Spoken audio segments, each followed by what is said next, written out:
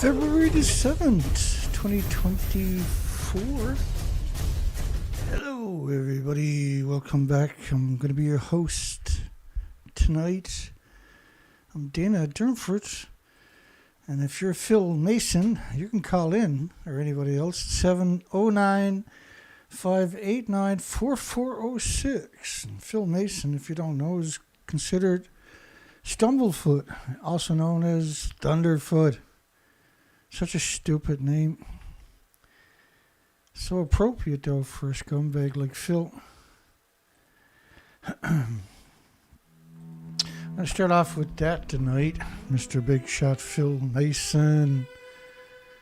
Phil has changed a bit over the years. Tell you what.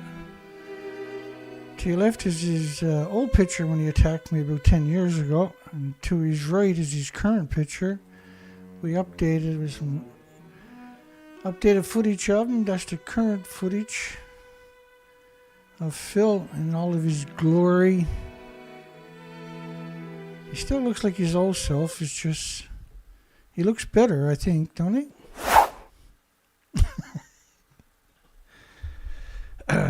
Did you know that Phil had a twin brother? He's known as the Shoe Bomber. Now, back in 2014, I got a message because I had done a video about him. And I said, would you take down Thunderfoot's video if he agrees to take down mine? Because that's a friend. That's a friend of Phil. And he's pretty upset and hurt. He says, you attacked him first, and he wants a trucer. Starlight told him to piss off, and Toxic told him to piss off. My apologies. Bear with me. So he likes showing the picture you see right there. That's a fake picture of Fukushima fallout. But the question is Thunderfoot a Fukushima fallout illiterate, or is he a shithead? And that video actually got 112,000 views on it. So last night we had Calm Down Charlie called in, and everybody knows Calm Down Charlie. By the way, we sold 2 more t-shirts of Calm Down Charlie last night. I think that's pretty good. There's 236 of these Calm Down Charlie t-shirts. He ordered one of our favorite lines, "You sick bastard," last night, bless his heart. Mass murderer. We're just going to play a clip of that, and I'll explain to you as this plays out here.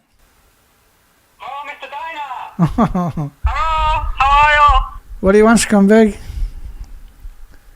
Operation Long Jump in full swing, and we have big announcement. Yeah? New science advisor and friend of Tokyo Bureau, Thunderfoot. Oh, Stinkfoot. He know all about you. He know all about you, Mr. Diner. You mean Stinkfoot? I know all about Stinkfoot. We know all about Stinkfoot. Man. We know You're all. dummy. I'm done, am I? Have you seen how done I am? I got 28 people on my show. Why are you worried about me? Okay, so actually, Calm Down Charlie, that same guy, called in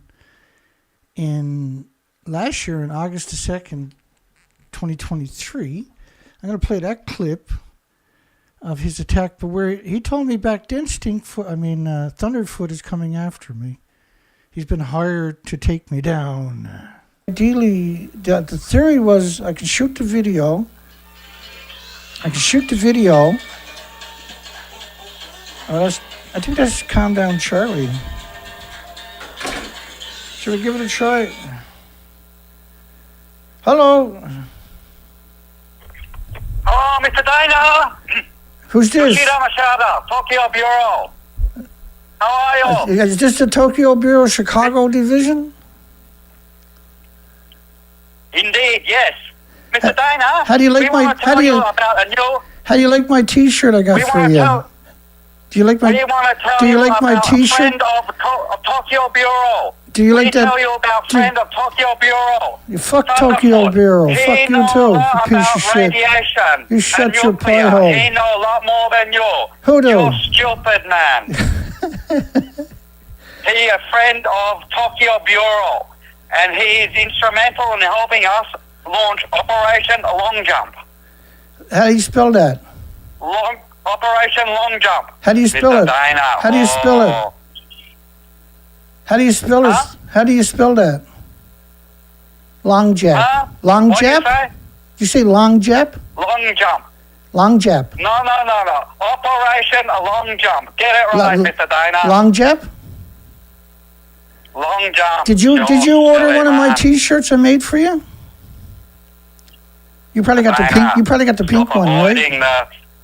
Stop avoiding the situation. What do you want, scumbag? With Tokyo Bureau advisor and friend, Yeah. Mr. Thunderfoot, you're gonna be finished. You're gonna be finished, Mr. Dana. Yeah, I'm all shook up, eh? I'm so scared of you. You should be. Oh, I would love to be in your shoes. Oh, you make me sick.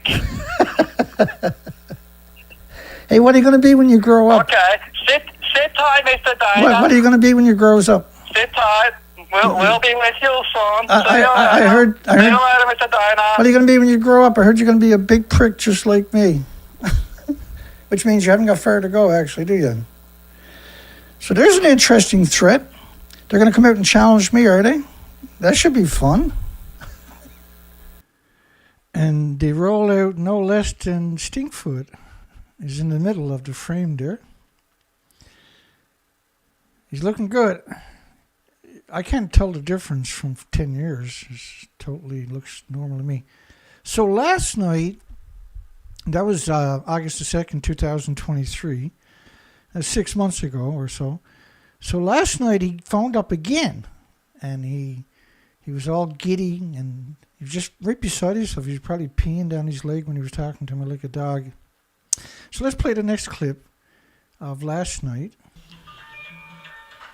Illinois is calling in. Hello, Illinois. Hello, Mr. Dana. Hello, how are you? What do you want, scumbag?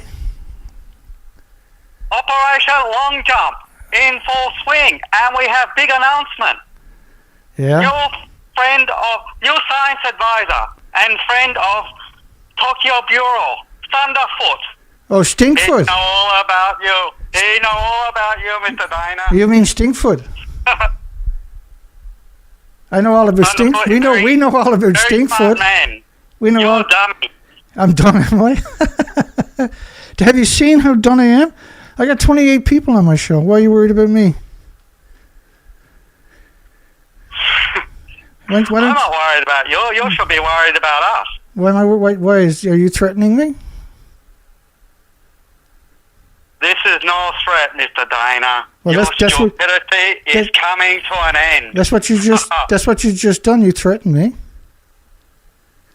No, Mr. Dana. What's your name? Friendly warning. What's your name? Yoshida Mashada. You're Tokyo not- Bureau. Yeah. Chicago Division. How do you spell your name? How you spell your name? Huh? I put it on the screen Why you ask every day, stupid stupid. question? Because people want to know. Why you ask stupid question? Anyway, I just come here quickly to Stupid announce question for a Science stupid name. advisor Thunderfoot Stunfoot. is a friend of Tokyo Bureau. Stunfoot. Stinkfoot. You're in deep trouble. Deep trouble with the Dana, so I'll leave you to worry about No, don't go anywhere. I know if you leave here, you're going to go molest your puppies. I'd rather keep you here than molesting your puppies. Sick bastard, you sick bastard scammer. Okay, scumbag. Anything else? Operation Long Jump is go. Welcome, Thunderfoot. Welcome, Stinkfoot. I'll be welcome. I'll be waiting for him. We're looking forward to it. We're not worried about Stinkfoot around here. So how many people think that's the threat? Let's hear the comments. That's Charlie. Calm down, Charlie. Does anybody think I was being threatened that time? Yeah, let's calm down, Charlie. Hi, James. Yeah, that's Charlie. Calm down, Charlie. Highly paid actor. That's not an actor. He's been around 10 years, for goodness sakes. How many people think that I was just threatened? Anybody? Operation Long Jump. If you look up Operation Long Jump, then that's a threat. Hi, James. We got James Lucy calling in, folks. Mr. Dana. Oh, All day I've been thinking about that call last night, Dana. All day. oh, man, me too. Yeah, it's disturbing, isn't it? Well, I can't figure it out because Thunderfoot's an idiot, right? Yeah. Like all he does is like troll Elon Musk, you know? Yeah, And good point, actually. There's like, yeah, he's a pro nuke, but he's an idiot, right? Like he doesn't know, he has no idea that a nuclear power plant requires a coal plant. Like he doesn't get it. Yeah, he's he troll. That's what his whole site is, trolling. Is just being a scumbag. It's unbelievable, actually. Right. And I hope he's stupid enough to come after me, because that would be a bit of fun for a change, right? No, I don't. Like that's what I can't figure out because there's no way in hell he's going to do that. Like if he's going to put all his attention on Elon Musk, what the hell? What value does he have with his viewers to go after you? Yeah, no kidding, eh? Good point, actually. It's just like it doesn't make any sense. Like what the hell's going on with the Chicago Division Bureau? I think Charlie got a crush on him. I think that's all it is. That's what it is. Because like 6 months ago, he said he was going to hook Stinkfoot after me. And now he's calling up again last night. He was like, you can tell he was literally peeing in his legs there when he was talking to me. He was so excited. Is that right? yeah. Hey, we got Thunderfoot on. He's a friend of the Chicago Division Operation Long Jap. Or Jump, whatever. Yeah. Right? Yeah. No. You're right. But we don't even know what this operation is all about. Like we have no idea what the hell they're talking about. But, you know, I hope Calm Down Charlie better be listening. Well, Because every one of us that watches you on a regular basis, we're not going to let this roll downhill here and intimidate you because you're the only voice there is on what's going on here, and everyone appreciates this more than anything in the world. No, I And know. I appreciate everybody too. You know. There's no way this guy's gonna sit around and play this game. We're not gonna allow it. And I'm glad that Richard called. He called last night. That number that we post. Of course, it's just a spoof number that goes to a voice over IP address, and it's like Richard's like, yeah, have Thunderfoot call me. It's never gonna happen. This is all empty threats. And that's what's interesting because it's so effective, Dana. You and Kevin, telling the truth. Nobody would be aware. Just telling the truth, like, scares the shit out of them, eh? All you're doing.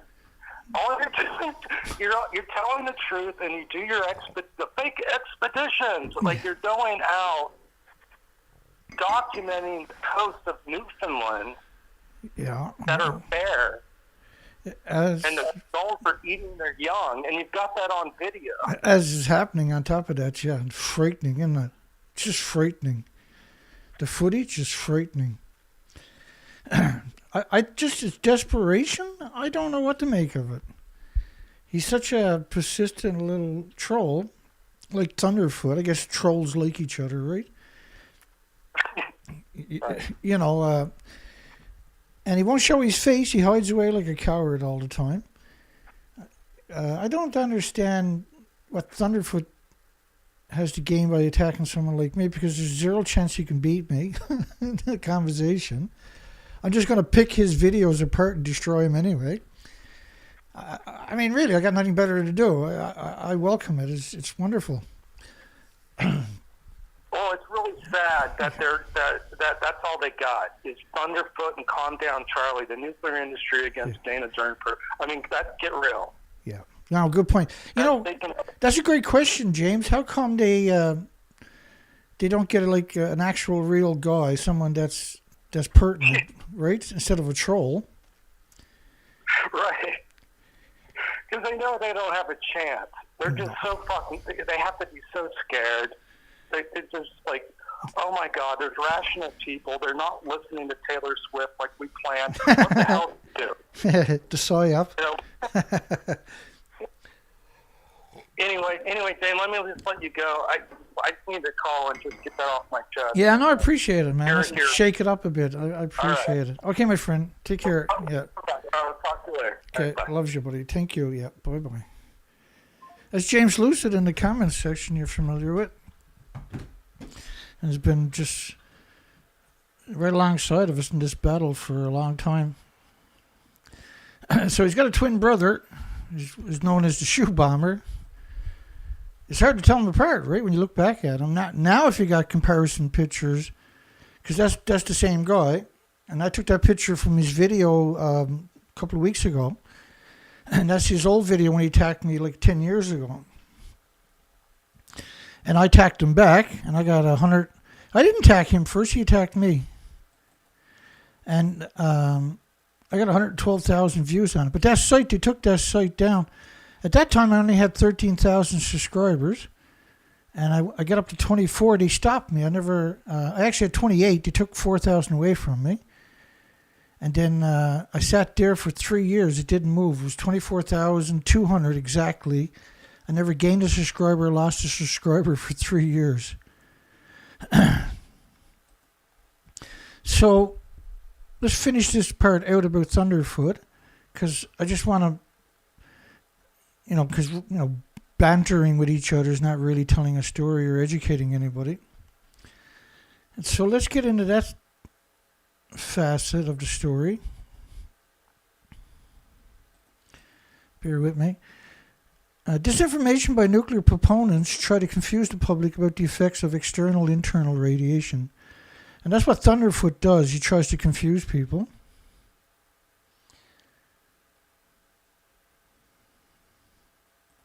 Is that the one I wonder? Hang on, bear with me a second. Or did I put that somewhere else? Because I got a video of him here. I think that might be it there. Hang on. I might have missed the video.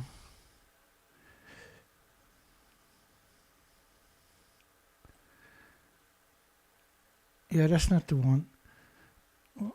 I'll explain that one coming up. There was another video that I imported. That's okay. We'll get through this, then I'll find that other video along the way. Or it's right here. So this is Thunderfoot. I'm going to play this clip of Thunderfoot where he tries to manipulate people by suggesting that being on an airplane is the same as a nuclear meltdown. And it's despicable. It's unbelievably despicable. Let's play that clip. And I put it, so that's 10 years ago I created these two pictures. They're still working good today. I had to update them because... Okay, let's play this. I'll adjust the volume for you.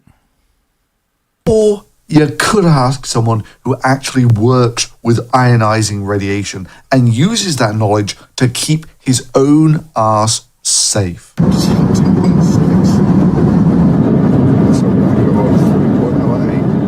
But why am I not freaking out that I'm getting 30 times the background radiation on this plane? Well, radiation's a bit odd like that. The more of it you get exposed to, the higher your chances of getting cancer. So I can see all these people turning white saying, oh my God, you're 30 times more likely to get cancer if you spend your life on a plane. Well, yes, but 30 times bugger all is still bugger all.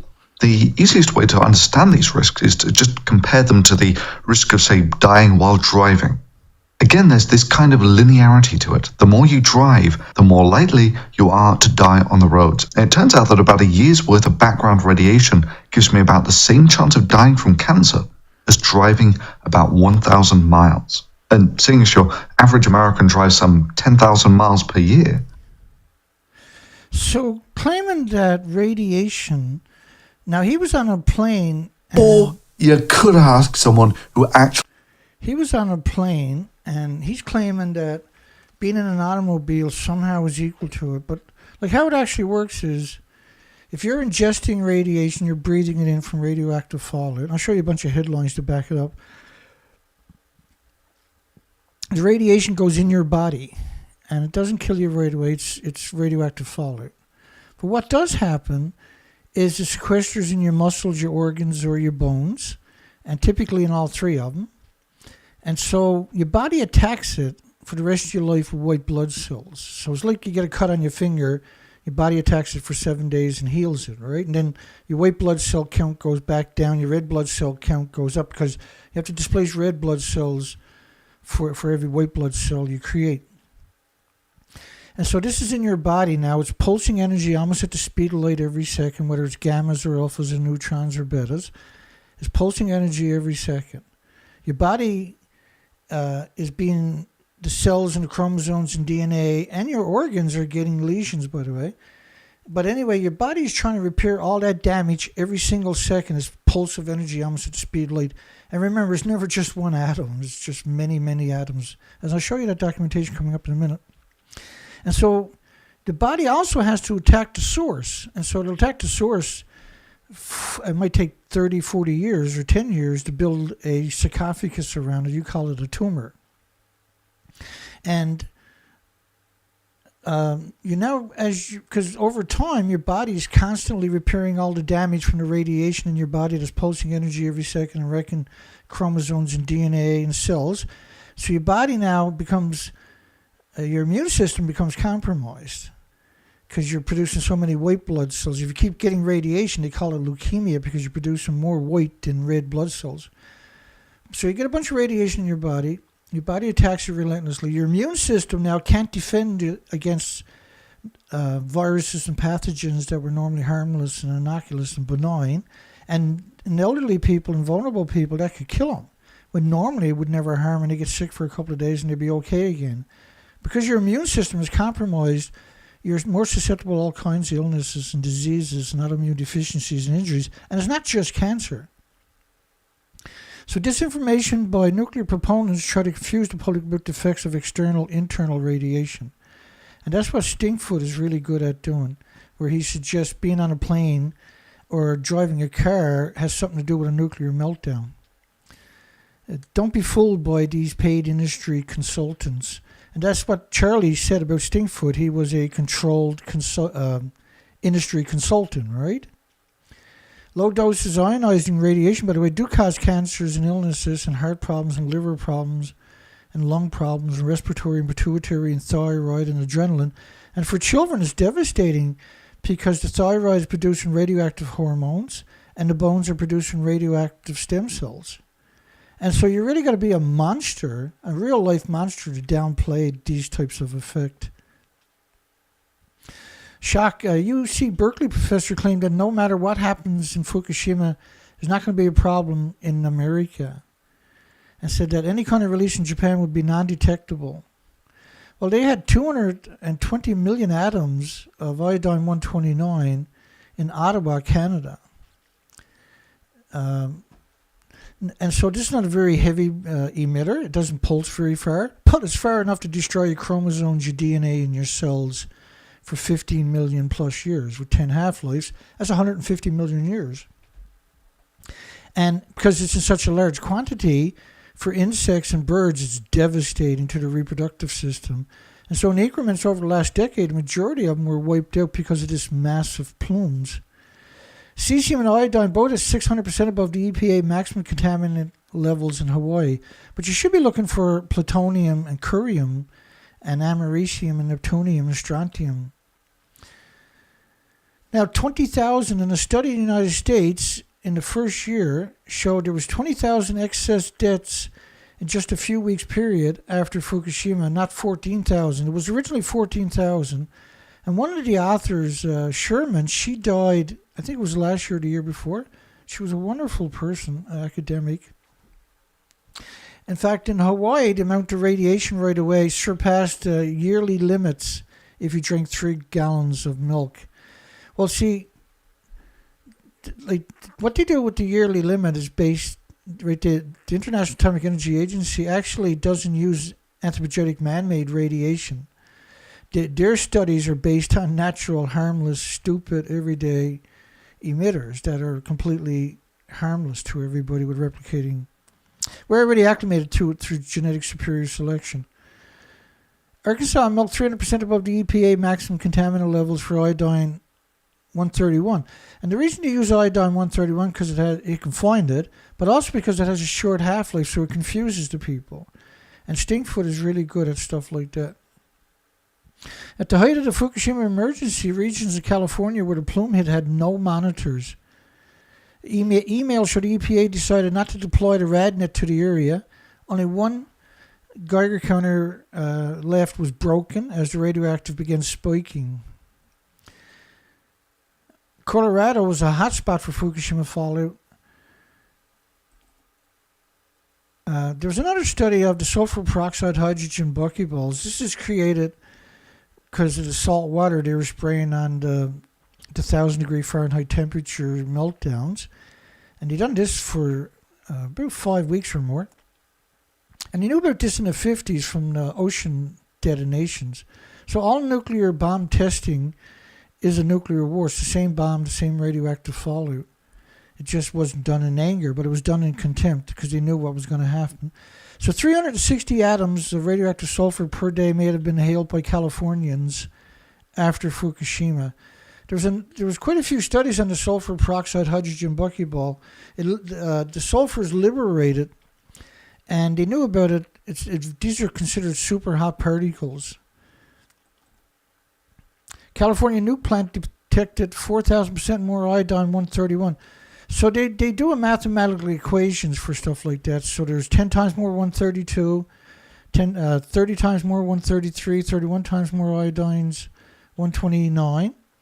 The 32 and 33 got a short half-life, times 10.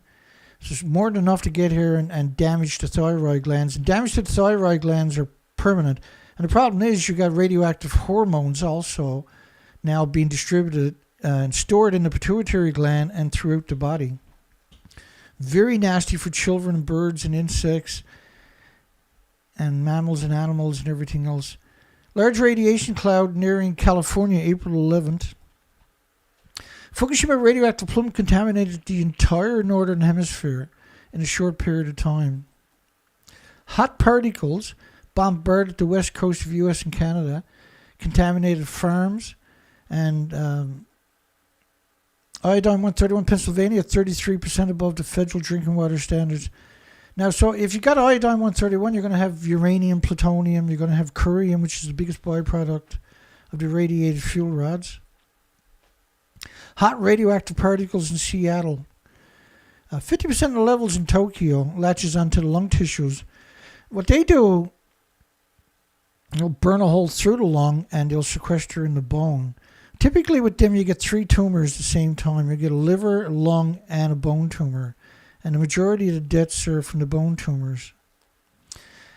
The ambassador, Murata, writes to UN Secretary General, "It's no exaggeration to say the fate of Japan," and we got a whole lot of different mouthpieces that made this announcement. And the whole world depends on number 4 reactor.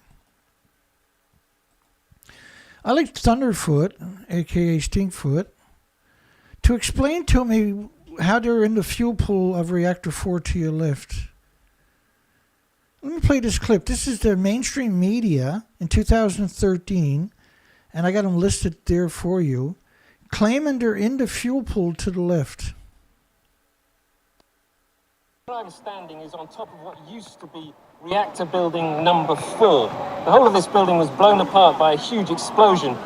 We are here inside Reactor 4 at the Fukushima Daiichi nuclear power plant that was severely crippled during the earthquake and tsunami of 2011. Of the decommissioning work taking place here in Reactor 4. At the end of our tour, we were checked for radiation exposure.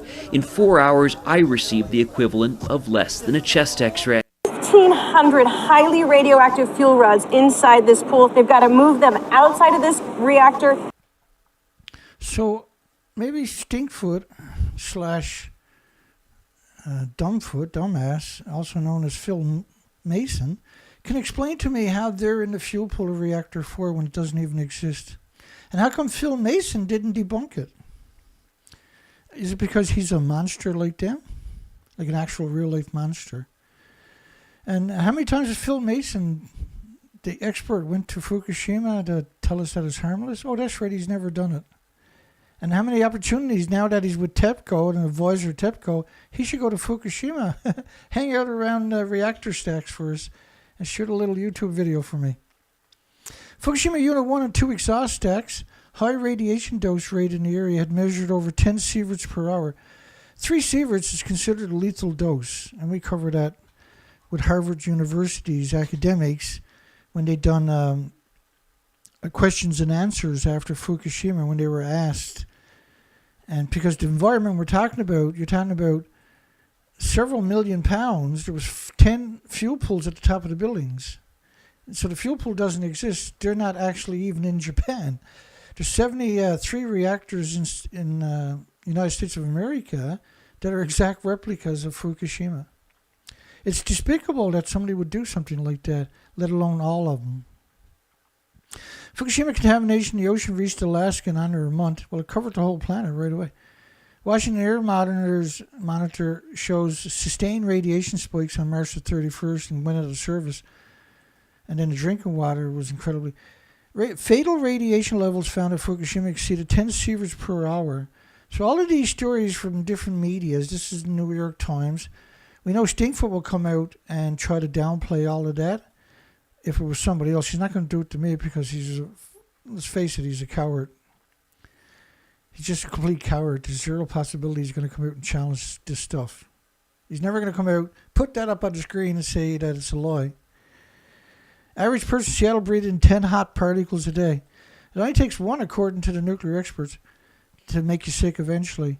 Radiation data, these are hot particles we're talking about, right?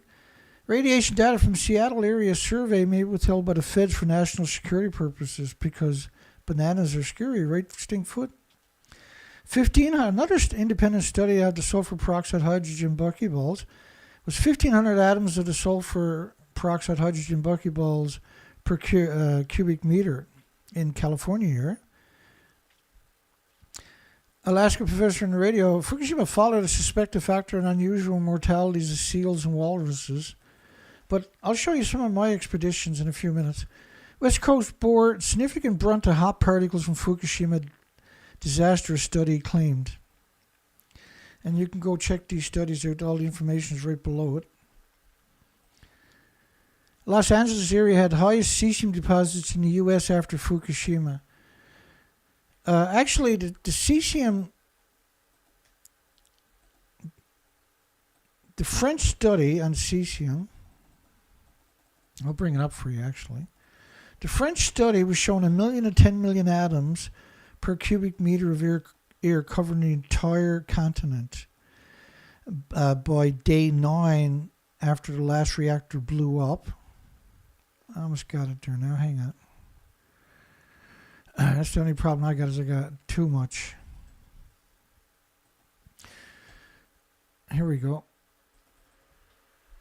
So that's France's model, and that's cesium-137 right here. So you would expect the stupid amount of curium, americium, uranium, and all the other isotopes would have been in that exact same plume. But that plume model is only based on till the 26th of March. So it's based on 15 days after the tsunami and 9 days after the last reactor detonated. And so one of the first things the industry done was try to claim that the fuel pools at the top of reactor 4 didn't melt down, and also that the reactor didn't melt down. And because he said they were refueling it. But the thing is, the fuel has already gone through a chain reaction. They don't remove all the fuel. At best, they're going to move around 1/3 of the fuel, which meant 2/3 of the fuel was still in the reactor core when it detonated. And let's make no claims about it. That thing detonated.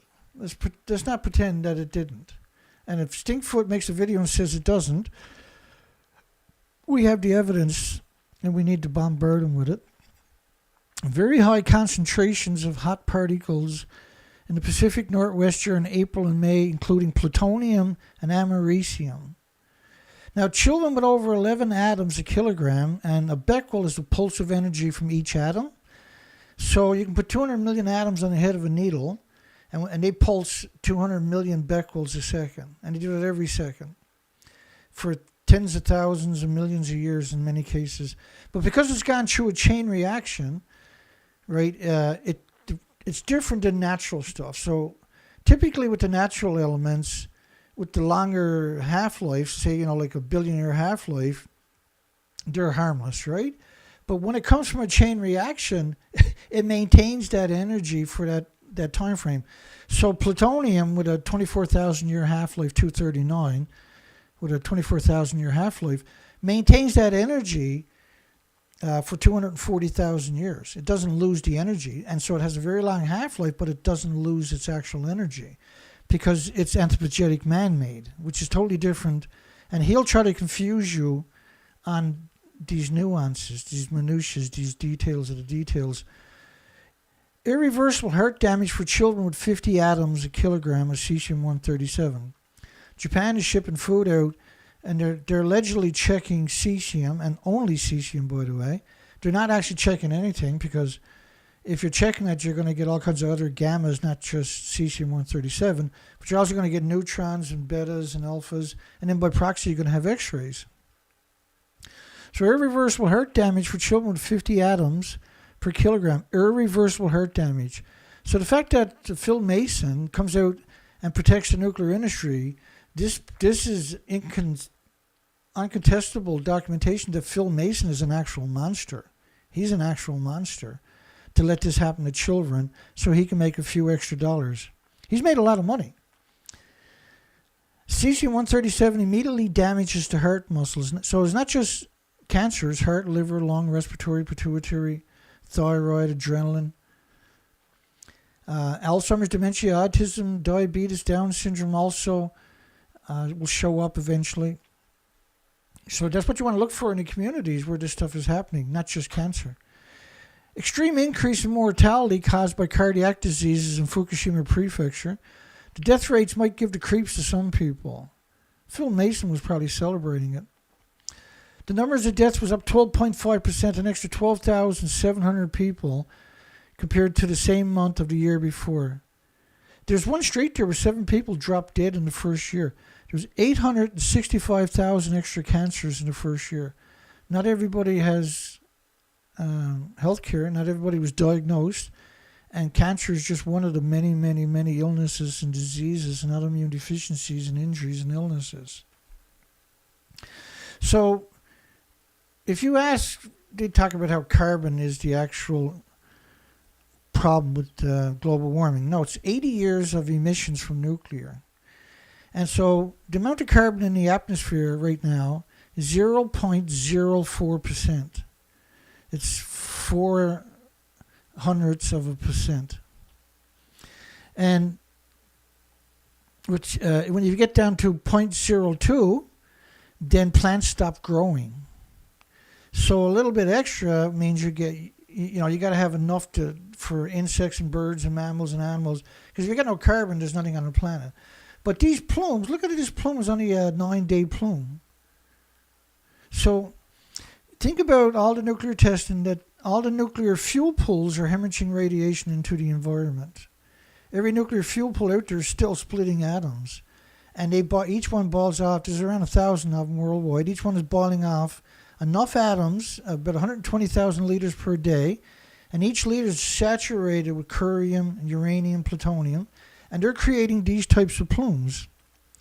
Every fuel pool is creating these types of plumes, and they get sucked up in trees and plants and animals and insects and biotas, and they get sequestered in the fields and the forests. And we know this from Chernobyl, by the way. But it's pulsing energy at the speed of light every second. And every nuclear power plant, except for a few, are surrounded by farms, as far as you can see. And if you look at, I'll just give you an example of that. Because it's really something, it's hard to comprehend what you're looking at, because they're so good at hiding what they do. So you got these plumes covering the entire planet, right? But also every nuclear power plant, except for a very tiny fraction of them, is surrounded by farms. And because they know that the radiation is sucked up and then that food is shipped off to the supermarkets. And they know that's, and Phil Mason in particular would know that that is going to destroy the children's lives. And that's why I say Phil Mason is an actual monster. He knows these models exist. He knows these models are downplaying the actual inventories because they're based on venting. They're not based on actual meltdowns. So the fact that they're based on venting means that the venting coming from the nuclear power plants will create equal plumes in about 19 days worldwide. See, you'll never find a fallout of carbon that looks something like this. You won't even find carbon that looks like that one up there. Because these elements are so heavy and so big that they don't travel very far. Nuclear is the only emissions that actually makes plumes like that. And when you got children with 11 atoms per kilogram, we'll see heart problems. At 50 will be permanent heart damage. And for adults, 50 atoms in your diet. And how do you perceive 50 atoms when 200 million atoms can fit on the head of a needle, but you can't see it? So snake in the grass is the only way you can describe Phil Mason. So why are almost all nuclear power plants surrounded by farms? Because that's the best way to poison you in your supermarkets. And this is United Kingdom, Phil Mason's stomping ground. And for 60 years, this is Sellafield has been poisoning the farms. Donneray done the same thing with the reprocessing facility. All the nuclear power plants in the United Kingdom, bar none, are surrounded by farms. And inhaling Columbia medical professor, just one hot particle can cause a cancer. And then by default, it can cause other diseases. See, they're exterminating you. This is an extermination machine. And the industry knows, Phil Mason knows that the food sucks up the radiation. He knows that. His job is to trick you and make you think that it's completely like flying on an airplane or driving a car. Like the lowest form of life to say something like that. Truly the lowest form of life to suggest driving a car has something to do with ingesting anthropogenic man-made radiation. Like you're a despicable lowlife that you should be locked up for the rest of your life, people that do that. Because you're disarming people from protecting themselves. It's actual murder and a cowardly way to do it. I mean, the studies, 50 becquerels a kilogram in humans lead to irreversible lesions in the vital organs. And Phil Mason equates it with a car accident. Like, it's despicable. For him to look in the mirror and think that he's human is despicable. The industry is not doing this, not almost every nuclear power plant is surrounded by farms. Do you really think that's an accident? All the nuclear power plants are hemorrhaging radiation from the fuel pools. As soon as you start putting fuel in the pool, every day it's going to boil off about 120,000 liters through the tall, skinny stacks. So before Fukushima, 100 becquerels a kilogram is nuclear waste. Well, before Fukushima, the limit in Japan was 0.1 becquerel a kilogram. That's because they had a lot of accidents. They had a lot of nuclear power plants, right? So first off, they're not checking for cesium. There's zero possibility they're checking for cesium. I'll show you that coming up too. 50 becquerels a kilogram in humans lead to irreversible lesions in your organ. So if you're eating food from this, there's no way to avoid it. This kind of compromise your immune system again, right? And the studies, there's so many studies showing that having farms around nuclear plants is literally murder on a genocidal scale. But that's the industry Phil married into, right? He loves the nuclear industry. He loves the misery that this creates, and it made him wealthy. He's very wealthy for being a monster. Being a monster in this industry pays off. And then he has the audacity, the actual cowardness to come out and mock people. That's a true coward. There's no other way to describe someone like that, only revolting, despicable, and disgusting, and sadistic. Because it affects the children the most. So he hates children. I'll be guaranteed he's got no children. Nuclear radiation is the most carcinogenic thing that exists. But Phil Mason will tell you it's like a potato chip and walking in the sunshine and getting on an airplane and climbing mountains and eating peanut butter. Because he's a despicable monster. And that's why TEPCO has hired him because he's a despicable monster. TEPCO's not going to hire anybody that's honest. You really think all these nuclear power plants are surrounded by farms is an accident? Does anybody really believe that story? So Phil Mason, by the way, likes to show off that picture over there from NOAA. That's the tsunami. But here's the actual radioactive in the ocean from NOAA. And I've seen a number of videos of Phil Mason will show that one. See, if you ask Phil Mason to explain to you, are they in the fuel pool, he'll probably concoct some story. He's that arrogant. He has that much hubris. And he's that much of a scumbag. You know, we spent 6 years doing research expeditions from Vancouver, British Columbia, in the Pacific Ocean to Alaska. For 6 years, I went out there, and this is just, the arrows is just to give you a concept of the entire coastline, from Vancouver to Alaska, for 4 to 5 months a year without coming home. And I've done this year after year after year, and just bear with me, and it's shocking what we discovered. And it goes with the poll that we got tonight, and we'll come to the poll right after. I've done this for 6 years. That's the 3 boats I was using. I still have the Zodiac. Well, we got the And so, after all these years, after all those years of studying and researching those coastlines, and there's 27,000 islands up there. It was unbelievably difficult. And everybody was attacking me, including Phil Mason. When I was doing these expeditions, he was actually attacking me.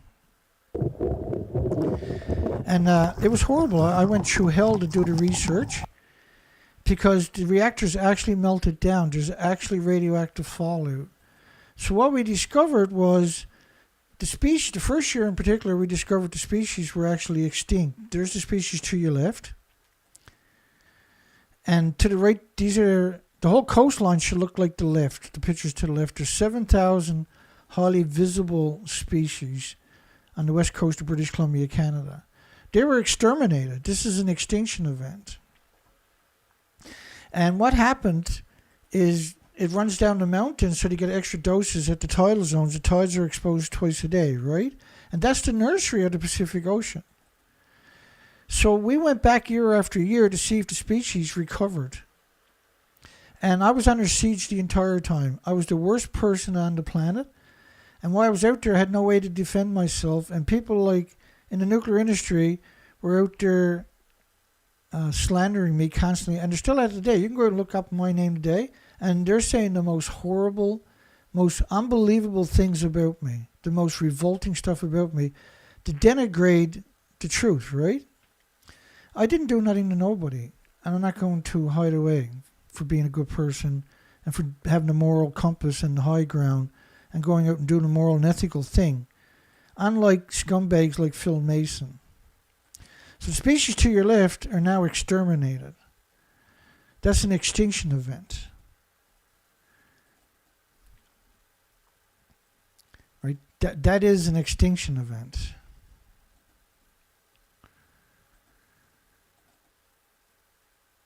Sorry, we're almost through this, and then we'll get into the news cycle. So this is Plume is only based on 19 and a half days, and it's only based on venting. It's not based on the actual meltdowns that I showed you. Those species are extinct to your right. That's an extinction event. And this is why they're attacking me. Because that is wonderful. I used to be a commercial diver, and I used to always feel guilty about settling down on the ground, on the ocean floor, because of all these species. You know you're going to kill a few species, so you were very conscious of it, right? But look at this diversity. It was amazing. And so the migratory birds could come along the coastline, and they had tons of food. You're talking about 27,000 islands. And I dove that coastline for years as a commercial diver and got a severe decompression injury that took me out of the game. But I am not, under any circumstances, going to sit and sign up for anybody when the truth is extremely simple. So, is Japan desperate to threaten me with Stinkfoot, Thunderfoot attacks to cover up the Fukushima extinction event? because this is an extinction event. There is no maybes or ifs or ands or buts. I've done this for 6 years. Now, I'm also doing the research expeditions on the east coast of Canada. That's the west coast. And we see the same thing on the east coast of Canada.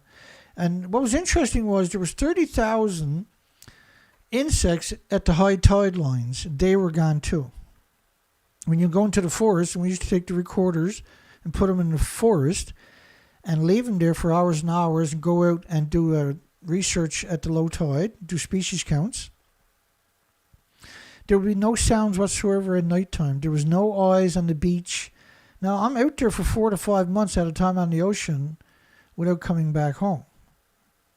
Very difficult, very, very, very, very, very heartbreaking on top of that. And there wasn't a single acreage where I set up the boat, and not a single time did I have a bird in the anchorage with me while I was in the harbors. It was shocking. So I hit a G7 summit. Let's move past Stinkfoot, Thunderfoot. And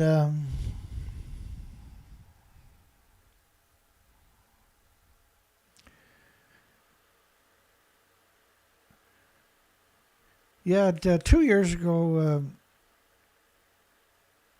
we went out and we found 5 dead birds. The first bird we picked up, and James Lucid just mentioned it there in the comments section. The first bird, and we done it on video and showed the pictures and everything else here. The first bird that we picked up had half of his head was a tumor. It was unbelievable. Last year, when we went out the first day out there, it was live streaming. We streamed up to an island with a bunch of fledglings. And here was an adult bird grabbed a baby gull out of the nest and dropped it down on the rocks, went down and killed it and ate it right on the live stream. It was horrifying. And there wasn't a single bird last year feeding in the ocean. The 46 million migratory birds didn't show up last year. This is the biggest migratory run on the planet for seabirds right here. And they didn't show up. The 3 colonies that we had out there, the kittiwakes, which are like little seagulls, had 0 eggs. Well, they had the eggs, but they didn't hatch. Because they're surface skimmers, eat the microscopic mostly, right? But the cormorants and the seagulls were the other 2 colonies. The cormorants are not indigenous to this coastline. They've never been here before. They disappeared on the west coast in 2019. And a lot of them showed up in central Canada where they had open seas and didn't need a license or nothing. There were so many of them showed up in Lake Ontario and Lake Erie and that. And so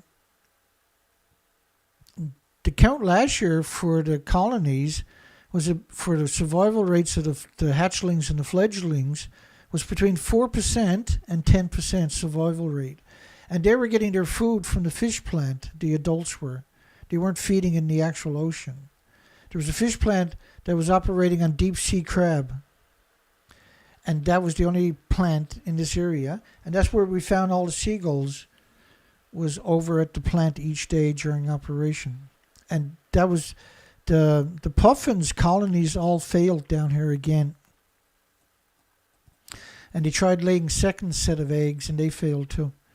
So this story shows up at Japan's Forward website, and they got Fukushima Alps up there, Fukushima Alps for advertisement right here, but a big banner on the top of Fukushima's Alps is safe. It's unbelievable how desperate they are for their brainwashing. And ahead of the G7 summit, I was just shocked when I started seeing all this advertisement of because the Alps system, they had 4 different systems. If you go to my playlist, there's detailed videos on the water, on the tanks. The tanks were all empty. The tanks were built to manipulate you. And I'll show you why.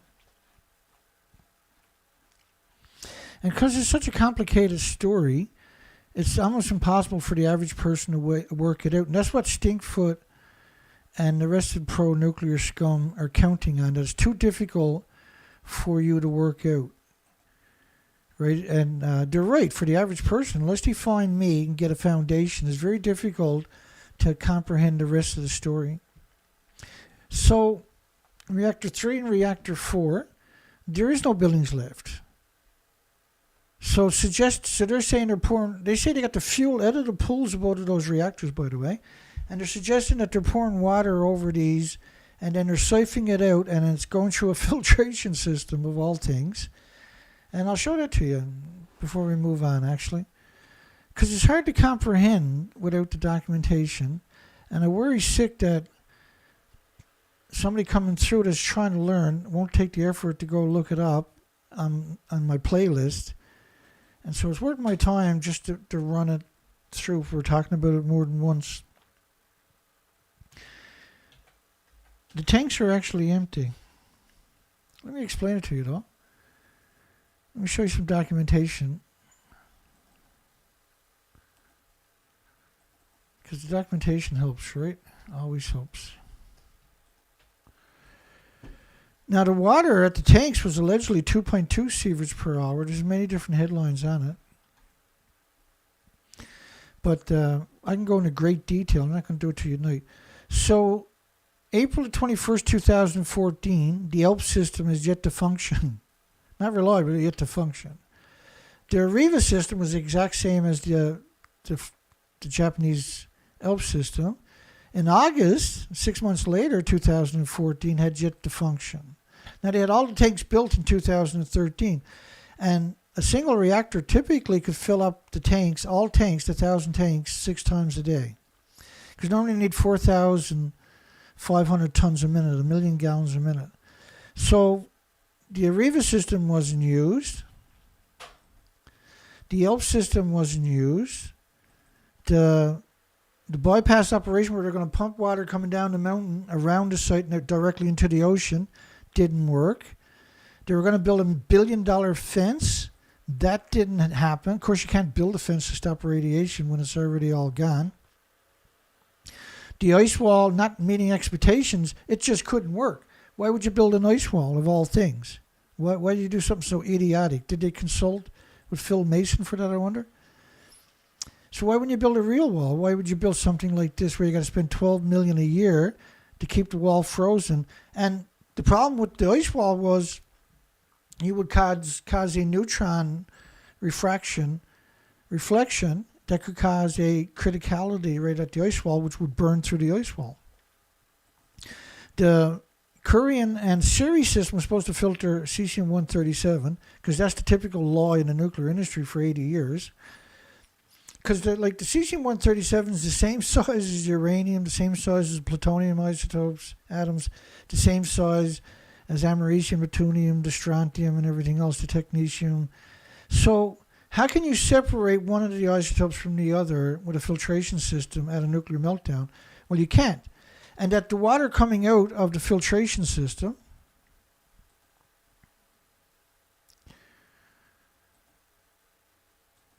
let me finish it off first.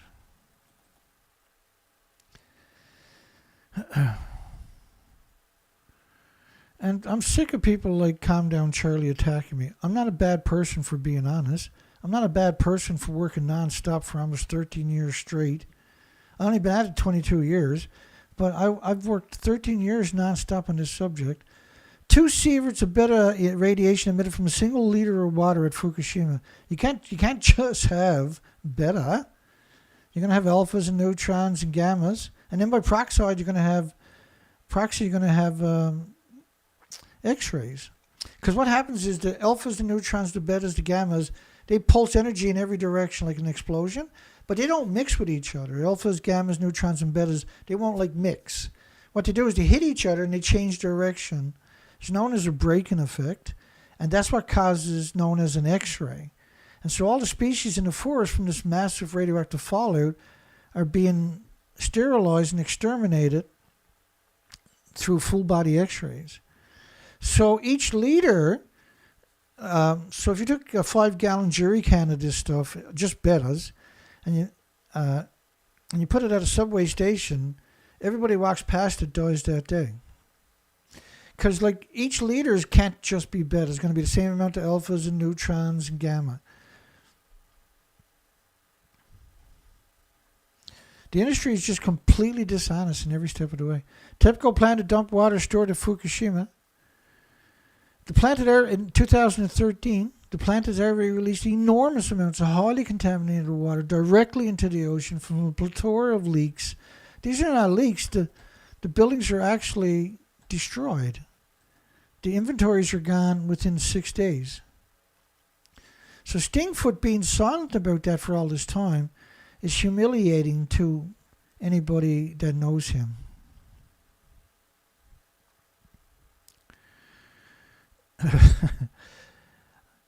EU Energy Commissioner, Fukushima is an apocalypse and everything is out of control. France says Japan has lost control and the French should leave the country. Swiss embassy evacuated Tokyo. They didn't do it. Everybody wasn't evacuating Tokyo and the country because it was like a banana and a potato chip and flying on an airplane. No, it's because it's anthropogenic man-made radiation. Fukushima, the ambassador, this could one day be considered the start of the ultimate catastrophe of the world and the planet. Officials are unsure what to do next. South Korea called, that administration in 2011 called Japan's handling of it incompetent. And Japan professed for 1,000 years from now that contaminated water from Fukushima may still be entering the ocean. Well, there's no containment, right? So when they come out and tell you that it's like a banana and a potato chip, you should feel obliged to punch them in the mouth if they're in front of you. Okay, let's go back and get into a news cycle for a little while.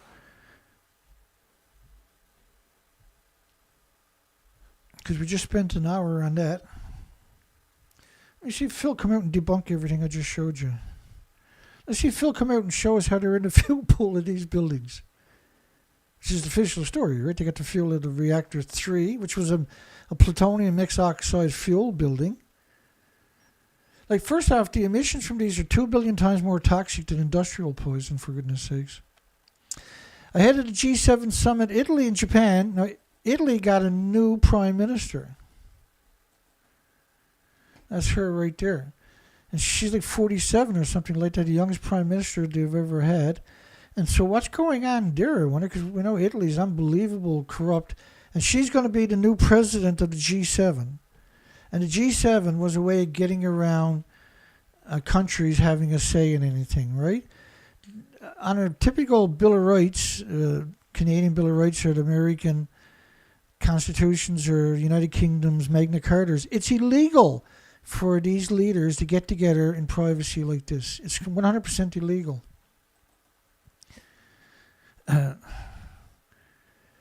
Let's keep going here. And so it was really interesting that they had all these advertisements desperately trying to convince people that Fukushima is safe.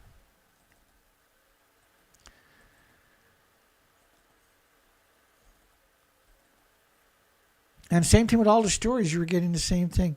This story was pretty incredible, actually. Don't let the Japan Teachers Union feed kids with falsehoods, because they were talking about the water. And look at the advertisement of Fukushima ALP system, which we know didn't work. It can't work because you can't change the filter. Because you're pouring water over corium melted reactors. The fuel is called corium when it melts down. And they're suggesting they can filter all of this out. If you gather that up in the filter, you can't get close enough to change it.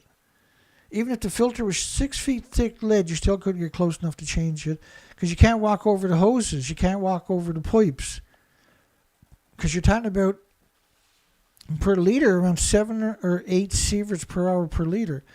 So after a few hours, you got 1,000 sieverts in your filter. These are lethal doses from hundreds of feet away. A Japanese teacher union undermines the nation and our children's future. This was such an interesting story. Recently, there have been reports about a workshop held by the Japan Teachers Union, a teacher's workshop. Allegedly, delivered a report on lessons designed to incite criticism of the government by using teachers' materials that labeled the treated water, because you can't treat the water, folks, released from TEPCO's Fukushima Daiichi nuclear power plant as contaminated water. So their assertion is that all the water is treated and then put in the tanks. That nothing got out. Officially, as July the 13th last year, the official story is nothing got out of these buildings whatsoever. And that's the same thing that Phil Manson, so-called Thunderford, which is really stupid, such a stupid name. It's a childish name, right? It's a name like a child would pick. It's not childish, it's childlike.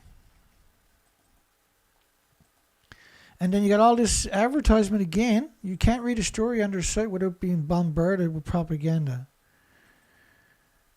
Delivered a important lesson designed to incite criticism of the government by using teaching material labeled treated water released from Fukushima as contaminated water. Well, it is contaminated water. Right? This is unequivocally contaminated water. Miss Japan had to give back her title. And there's a lot of controversies because she was born in Ukraine. Now, she moved back there when she was 5 years old. And she's Japanese descent anyway. So, and look at this guy here with the microphone.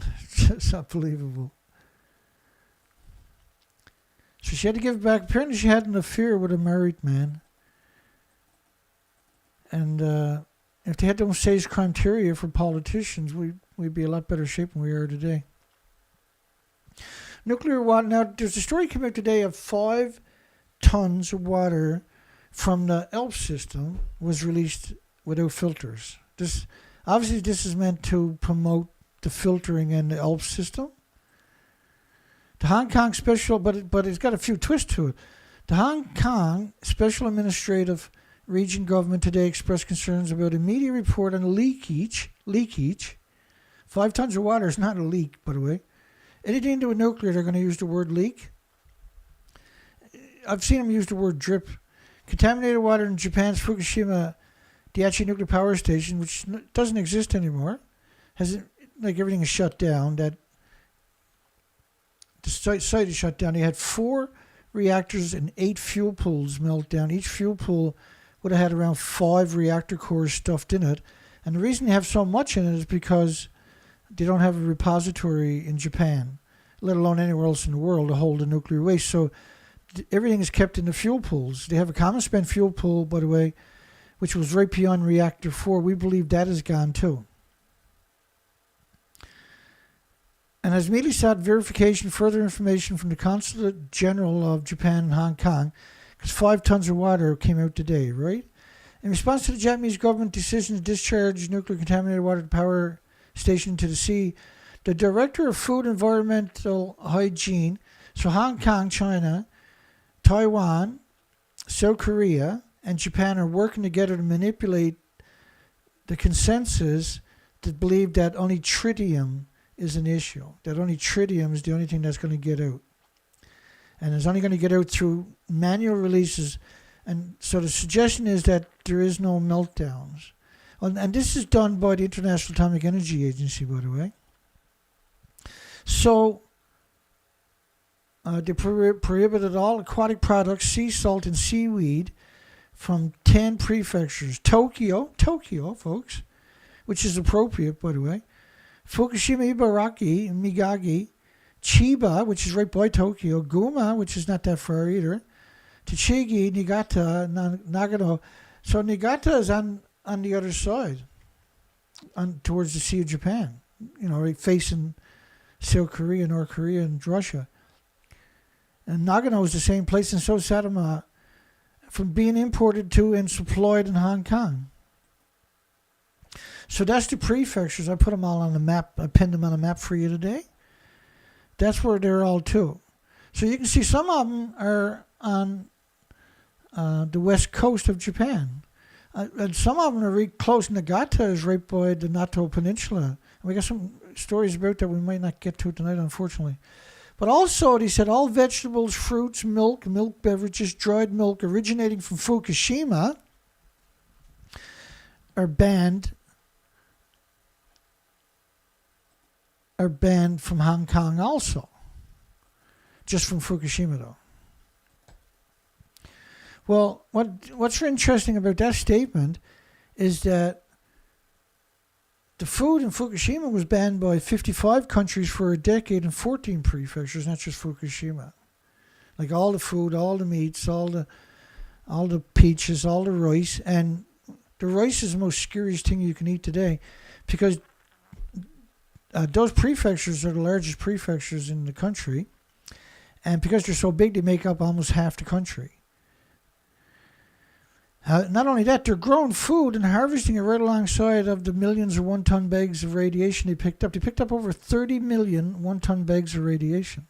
This is an unbelievable amount that if you took each one-ton bag, 2,200-pound bags, and put them in the back of a one-ton pickup truck, because that's all you can put on it, and you line those pickup trucks bumper to bumper, that's 5 rows of traffic around the planet continuously, bumper to bumper.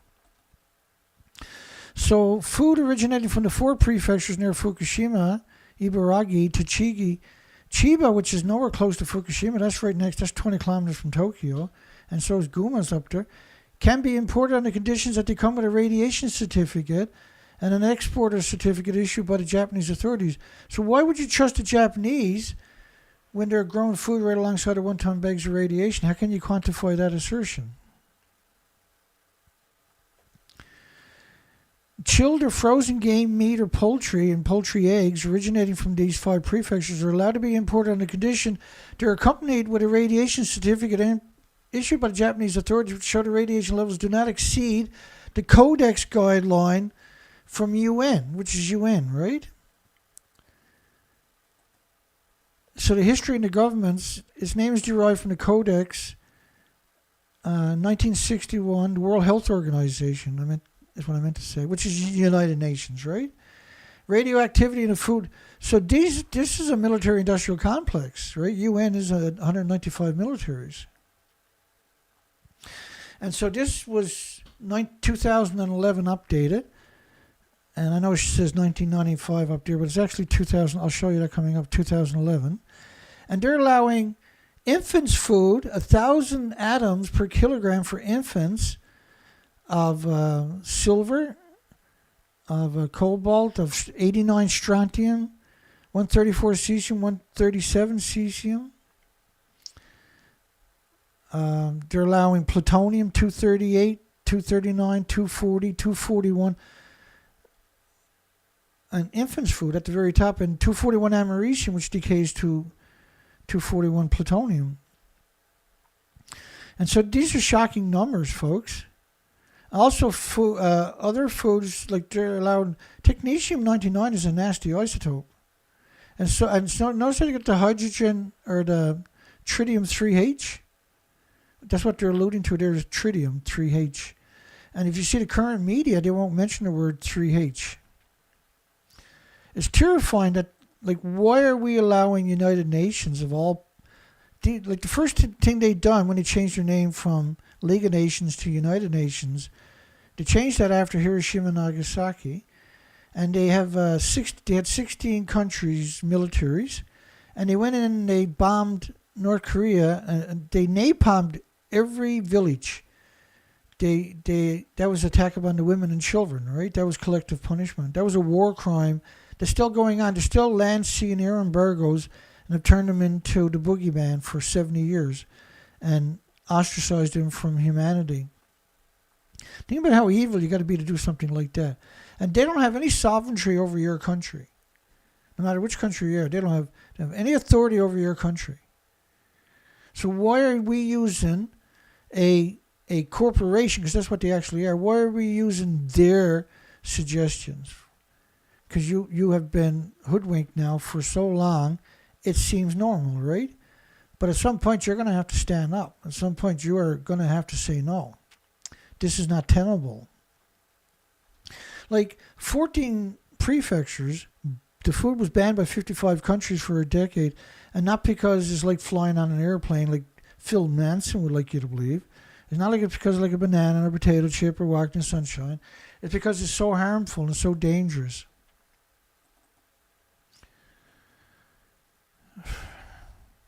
So that was the 2011, right after Fukushima, right? It's despicable that this organization even exists. It should never exist. The World Health Organization, why in the hell is anybody considering the World Health Organization? It's the military-industrial complex. Eisenhower called them the New World Order. Right? George Bush Sr. called them New World Order. Hang on. That's who the New World Order is. It's United Nations. And they're the worst thing that can happen to a planet is United Nations. They're bigoted and biased and prejudiced and racist. I'll adjust the volume for you in real time here. Bear with me. It's a very short video. We have before us the opportunity to forge for ourselves and for future generations a new world order, a world where the rule of law, not the law of the jungle, governs the conduct of nations. When we are successful, and we will be, we have a real chance at this new world order, an order in which a credible United Nations can use its peacekeeping role to fulfill the promise and vision of the UN's founders. So he just called United Nations multiple times the New World Order. And that is your number one enemy. Nuclear water leak a concern. Codex guideline levels of the Codex is not something that you should be following. You don't need them to make up decisions for your country's food. That's the quickest way to poison everybody in your country is doing that. Happy birthday, Gabriel. Contaminated water leak occurs at a water purification equipment at Fukushima nuclear power plant. So apparently, maybe we'll get the story this time, the operator of the Fukushima nuclear power plant said it was a leak of the contaminated water from the radioactive water treatment equipment. Now, I showed you earlier that system didn't work in 2014. And the reason it exists in the first place is to manipulate you so you don't think. See, if they show you this picture and tries to convince you everything is in the tanks, what are you going to say to them? You're going to call them a bunch of scumbags, right? Like Phil Mason. You're going to say, you're a scumbag. So the tanks are built to draw your attention away from the reality of what's going on. Same as all the media pretending that they're in the fuel pools is the same thing. So that you think everything is actually taken care of, right? Because that looks great. I played the video for you earlier where they're all, here we are at the Fukushima reactor 4 fuel pool, right? And there's zero possibility because the fuel pool doesn't exist. TEPCO, which the only reason they exist so you don't blame the nuclear industry for what's going on when it all goes south, right? They need a fall guy. And for UN, it's North Korea. And for the nuclear industry, it's TEPCO. TEPCO estimates the volume of water is 5.5 tons containing radionuclides, including cesium and strontium. Well, the biggest byproduct of radiated fuel is the curium isotopes. And the content of the radioactive substance is estimated at 20... And curium isotopes, you need lead shielding 20 times thicker than you do for plutonium, for instance.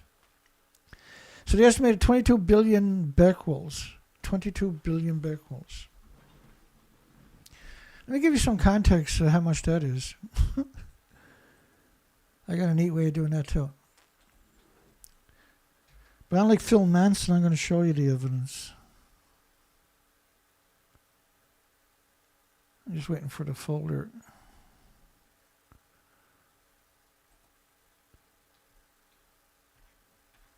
Did I put like a little... I must have screwed up. Let me try it again.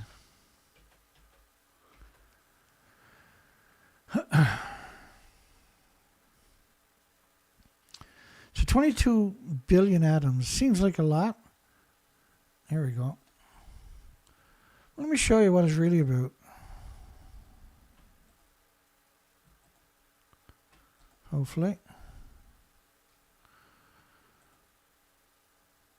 And the problem with this stuff is bioaccumulation, biomagnification.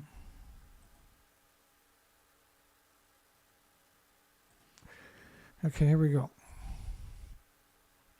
So TEPCO said they lost 22 billion, right? Well, a Curie is 37 billion atoms.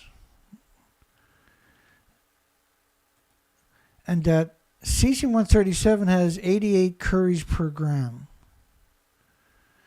So take 88 and multiply it by 37 billion to get a gram, which is 4.5 or something trillion. So take away 22 billion and it's irrelevant, right? You're talking about a piece the size of a salt. So potassium-40, which is what Stinkfoot likes to use, is 0.000071 Curies per gram.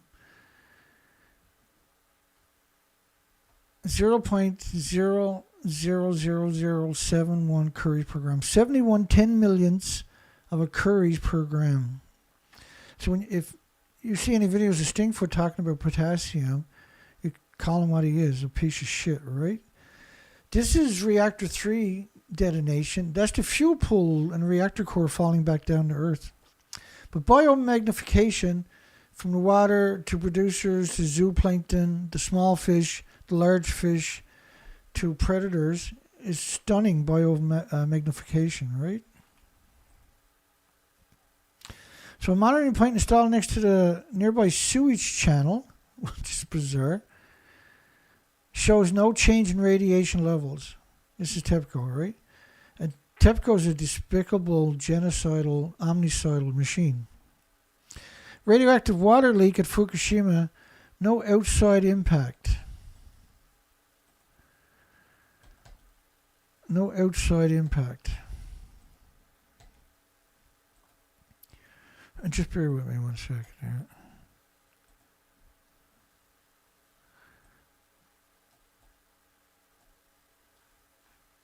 No outside impact, eh? Like they lie so much that telling the truth is not an option for these types of people. It's inconceivable that they would tell the truth.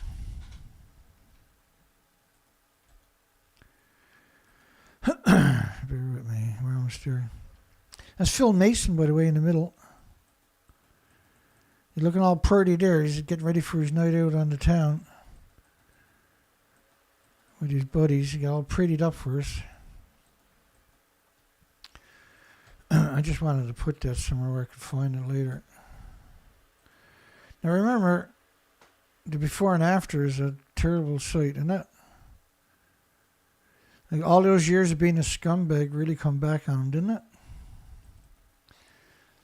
Utility estimates 5.5 metric tons containing 2.2 billion becquerels. And I don't know why they didn't mention the word tritium. Because normally that's all they'll talk about is tritium, right? But when you look at the billings, you know, all the uranium, all the plutonium, all the curium, the 1,000 other fission products, all of it was gone. The idea is to lull you into complacency, and it worked very well, right? The only protection from nuclear catastrophes is prohibitions, is to ban it altogether. This is an interesting one. So we covered a lot of this stuff before, at least over the last decade anyway. So Millstone, Indian Point, and other East Coast nuclear power plants, they haven't done studies on the harm from just boiling 2.2 billion gallons of water every day. And the water goes back into the rivers at around 32 degrees warmer than it was when you took it out. So it's a very dishonest, the industry is unbelievably dishonest, which means Phil Manson is unbelievably dishonest, right? Leaked water at Fukushima nuclear power plant showed radioactivity 14 million times above acceptable levels even still, right? So even the fake numbers they gave out were 14 million times above the acceptable levels. The tanks are empty. The tanks were built to trick you so you wouldn't look at They don't show you these pictures, right? This reactor 3, reactor 4. Now remember, there's 4 reactors and 8 fuel pools that melted down. They lost their entire inventories. So Tokyo Saitama residents say no to living near Fukushima soil. This story came out today. Or no, February 25th, 2023. Let me go past that story. Let's just take a little walk back into Fukushima. Not a single prefecture backed the reuse of radioactive soil. Remember, they had 30 million one-ton bags, but they managed to hide at least half of it now, as you'll see. So you didn't abandon the communities because it's like getting on an airplane, Phil. You didn't abandon communities because it's like walking in sunshine. You didn't abandon the community because it's like potato chips or potassium or anything else. You abandoned the community because it's a nuclear wasteland, right? And this is a really hot zone in the nuclear wasteland. And they managed to move almost everybody back into the nuclear hot zone. It's disgusting what they actually done. And they couldn't get away with it unless they had people like Phil Manson to come out and plug for them their propaganda. He's truly one of the worst humans you'll ever meet. Because he takes great pride in attacking people on YouTube and trying to humiliate them to drive them away, right? Because he doesn't want his family to find out that he's a degenerate piece of shit. That everybody probably knows he is anyway. 5 governors flatly expressed opposition to any reuse regardless of the projects the government has in mind. And the governor of Shizuoka opposed the reuse of radioactive dirt for farmland. So they want farmers to use the dirt to grow food in the no-go zones, which is a nuclear wasteland. They're the only ones on the planet we call a nuclear wasteland a no-go zone, by the way. So you got to consider they picked up 30 million one-ton bags. Under all these tarps is one-ton bags. The numbers we're talking about is unbelievable, actually. Okuma and Futaba, the towns that co-host, they spent $15 billion picking up millions and millions and millions of one-ton bags. And the bags are only meant to last for a couple of years. Are home to an interim storage facility. So Okuma is north of, joined to the hip at the Fukushima nuclear power plant. You can see the nuclear meltdowns from that town. And Futaba is on the south side. They're both joined onto the nuclear site. They're abandoned now for almost 13 years straight. Only soil measuring 8,000 becquerels per kilogram, but the criteria for putting it in the bags is 100,000 becquerels a kilogram. So none of the bags have soil at 8,000 becquerels a kilogram because the criteria was 100,000 becquerels a kilogram. And they only looked at cesium as the gamma emitter. They didn't look at the real culprit, which was curium isotopes, which is 20 times more deadly than the plutonium. Only soil measuring up, and plutonium killed all the animals in all the studies. They all get 3 tumors with plutonium poisoning. Right, they get a liver, lung, and a bone tumor. And the most deaths are caused by the bone tumors. 80% of the deaths are from bone tumors. For children, then you're talking about radioactive stem cells and radioactive hormones being distributed throughout the whole body. It's a horrible way to get sick, see? And it takes a long time before your family dies, so you suffer. The suffering from it is unbelievable. And Phil Mason knows everything I'm telling you, every single speck of it. He knows he's a monster. He knows he's a disgusting parasite. He knows he's a predator on humanity and the 8 million species, and children in particular. Only soil measuring up to 8,000 becquerels per kilogram will be reused to ensure that the annual radiation dose from exposures are too low to affect human health. I showed you headlines earlier, a single atom is enough to make you sick. An anthropogenic man-made atom could trigger cancer. It could take 40 or 50 years to manifest, but it'll definitely, if you live long enough, it will manifest with a single atom. But we got poisoned worldwide. So you're talking about 8,000 atoms. Your body has to attack every single atom like it's a cut on your hand for the rest of your life with white blood cells. And each atom is detonating in your body in every direction like a nuclear explosion. And that's wrecking chromosomes and DNA and your cells and putting lesions on your organs. And so your body has to repair all of that too. And you're talking about millions of damages for each explosion. So as you're bioaccumulating it, it's shocking. And suggesting it had no adverse side effects belies the reason you put it in 1-ton bags, don't it? The volume of polluted soil to be gathered at the facility is expected to reach 14 million cubic meters, which is 2.5 rows of traffic around the planet of 1-ton trucks, bumper to bumper. When you look at these 1-ton bags, they put them there, like there's 105,000 sites like this, and bigger than that, like this, in 2019. 105,000 holding sites like that across the prefecture. There are currently 105,000 on-site storage locations throughout the prefecture in 2019.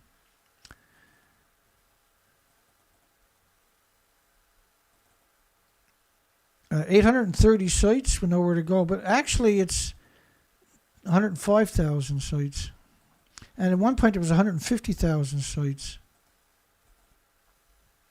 The key reason for delay is new houses were built on land where the contaminated soil was buried. How are you going to stop that from getting in your water tables? Well, you can't. How are you going to get that back? Well, you can't. It's despicable, despicable nuclear industry. It's despicable.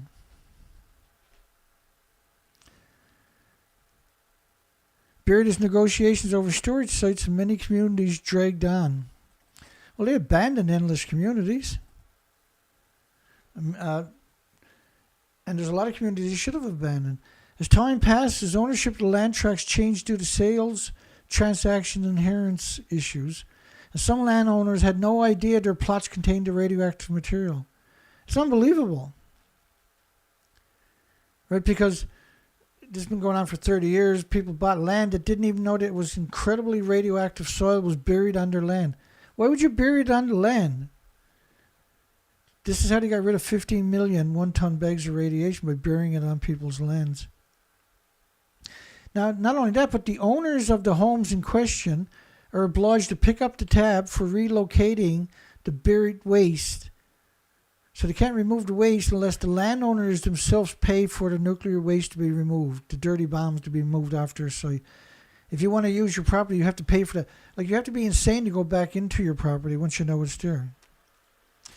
Like, I like to see Phil Mason go down there and get on all of these bags and write down "Dana is wrong." That's what I like to see. Stinkfoot, go down there and Stinkfoot writing on all these bags, everything is like a banana. In fact, you couldn't get Phil Mason to go down there and stand on the bag, let alone go down there and write on some of them. Because that's what cowards are like, see? We cannot manage these sites forever as the number of employees dwindling. Well, their employees are the homeless and the destitute and the victims of society and the immigrants who don't speak the language. Stinkfoot will never go down there and work there. No other nuclear scumbag is going to go there and work there. If the radioactive soil is scattered, it could fuel rumors that prove harmful to the Fukushima municipalities. It could fuel rumors. You got 105,000 sites like this. You picked up 30 million 1-ton bags, and you got the arrogance to say something like that. Which is only 3% of the land where they picked up the soil in Fukushima Prefecture. They only picked up the soil where they wanted farmers to grow food and people to move back into. And picking up the soil is all they've done. You can't clean up nuclear meltdowns, emissions like this. You got to dig up the top 6 or 7 feet of topsoil. The studies on how it's sucked up through the plants will show you that. Now, this story is insane. And they couldn't get away with it unless people like Phil Manson was willing to come out and stab everybody in the back. Ministry to test growing veggies on cleansed soil. You can't clean the soil. And the guy in the middle is the new Ministry of the Environment. Despite strong public opposition to the proposal, the Environmental Ministry will soon start a trial demonstration to confirm the safety of growing food crop in soil following the 2011 nuclear accident. You can't decontaminate this stuff. It doesn't work that way. Like radiation, you can't go and pick the atoms out of the soil. Will be conducted in the Nagadora district in Fukushima Prefecture, which is a nuclear wasteland, by the way. The district is designated as a nuclear wasteland where radiation levels remain so high since the triple meltdowns. It was 4 meltdowns and 8 fuel pools. And they say triple meltdown because they refuse to acknowledge that reactor 4 melted down. They refuse to acknowledge, right, that reactor 4, this is the stump of reactor 4, the ghost of reactor 4. The fuel pool is about 120 feet above it. Like there's nothing left. The building is completely destroyed. This was a 190-foot, 65-meter, 19-story building. There's nothing left.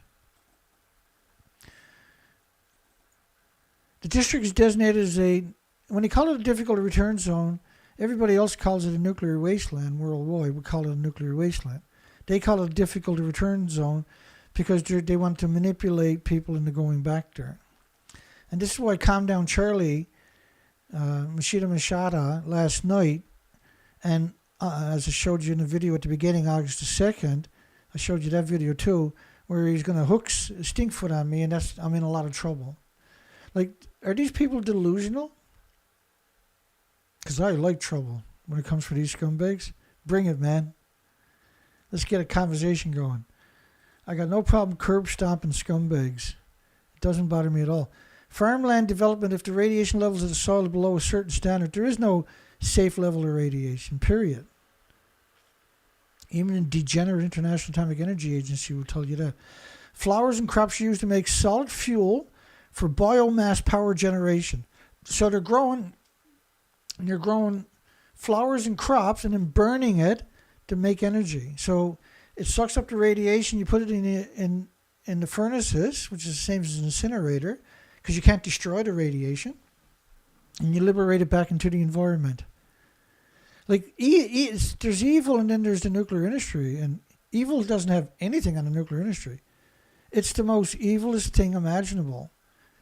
They can't open their fucking pie hole without being evil. The ministry initially planned to revise the related ordinance in April that enabled the soil to be reused, saying it obtained results to show the soil was safe enough to be used for growing crops. Well, why would you spend $15 billion to pick it up and then claim that it's safe, now you can grow crops in it? Because the current administration is so evil, it doesn't even understand that they're supposed to be good along with that too. That's the nuclear industry. They're inherently evil. They can't seem to do anything unless it's what's the evilest way to do something? That's the way they're going to choose. And it's every single time. The ministry of considering the reusing the soil to reduce the amount of soil that needs to be disposed of. You picked it up, like, just dispose of it. Put big shit friggin' geological repositories and stick it down there for 1 million years. Why grow food and why do something that evil, that sadistic, that insane? And how come no academic on the entire planet has come out and challenged these assertions? How come? Stinkfoot got 1 million subscribers, and all he does is attack people that are trying to have a life and protect their children. His job is to attack them and destroy them and their children. He's the worst human you can imagine, really, in every sense of that word. Fierce opposition to recycling radioactive soil from Fukushima. Fierce opposition. How to dispose of mountains of soil contaminated by radiation from Fukushima poses a massive headache for the central government. Not the nuclear industry. How come the nuclear industry and nuclear universities are not there coming up with solutions?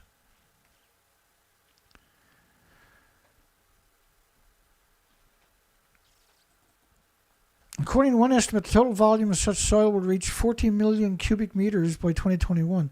Well, it's actually, I'll show you the evidence. There's a hell of a lot more than that right away, actually. This was a study, effectiveness of, and we challenged this when the study came out, of landscape decontamination following Fukushima nuclear accident.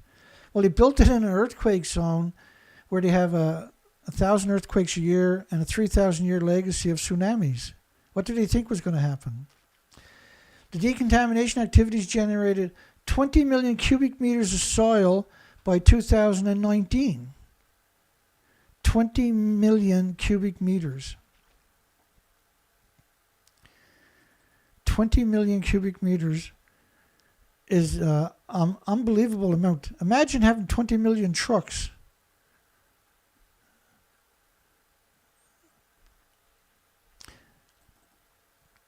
No decontamination activities are currently planned for the majority of the forest area, which covers 75% of the main fallout impacted regions. 75% of the fallout can't be cleaned up. Well, you can't clean it up anyway. Like they're scraping up a few inches of the topsoil. That's not how you clean up. You can't clean up radiation that way. Right? It's ludicrous to suggest you could. And so 90% or 75% of the forest can't be cleaned. So every time it rains or snows or you have typhoons, then all the forests the pollen is all radioactive. It's a never-ending, perpetual misery machine. Decontamination activities generated 20 million cubic meters of soil waste by early 2019.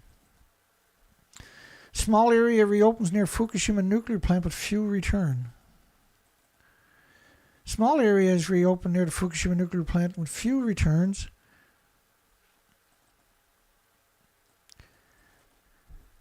Fukushima Daiichi Unit 4. So Tomoka is, you can see the scale behind me. The scale behind me is 1 mile, 5,000. Is that 5? Yeah, 5,000 feet. That's 1 mile. So Tomoka's right here. The interim storage facility in Fukushima is right there. Or Kuma is right there. And Fukushima. So Tomoka is the town that they reopened, but nobody wants to go back there. Because a massive amount of radiation to leak. How can you call 30 million one-ton bags a leak? I really do despise this industry. How can you call that a leak? If you had to go there and mark on every one of those bags, Dana is wrong, when you were finished, would you say it was a leak? A leak, a dribble, right? Dribbed out. Right? So what they use leak as, you gotta be careful of the word game. It's such a deceptive thing to do to people, to manipulate them into just switching off. More than 160,000 residents had to evacuate from across Fukushima. It was almost 500,000. It was 490,000 originally. And every time I see the word leak, I think a nuclear scientist should get punched in the side of the head. Tomoka is one of the 12 nearby towns fully or partially designated as a nuclear wasteland.